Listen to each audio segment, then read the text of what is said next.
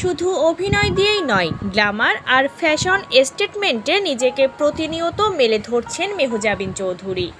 এবার বেগুনি রঙের শাড়িতে নতুন রূপসজ্জায় হাজির হয়ে রীতিমতো চমকে দিয়েছেন এই অভিনেত্রী। একগুচ্ছ ছবিতে নিজের নতুন লুক প্রকাশ করে আরও একবার ভক্তদের মুগ্ধতার কারণ হলেন তিনি। শুক্রবার বিকালে এক ঝাঁক চোখ ধাঁধানো ছবিতে নিজেকে মেলে ধরেন মেহজাবিন, আর তা প্রকাশ হতেই আলোচনায় এই অভিনেত্রী। ছবিগুলোতে মেহজাবিনকে একটি গর্জিয়াস বেগুনি রঙের শাড়িতে দেখা যাচ্ছে। শাড়িতে সোনালি পাড় এবং কাজের প্রশংসা না করলেই নয়, এর সাথে তিনি পরেছেন ম্যাচিং ব্লাউজ। ব্লাউজের হাতাতে আবার ট্রান্সপারেন্ট ফেব্রিক, যা পুরো লুকটিকে আধুনিক ও মার্জিত রূপ দিয়েছে।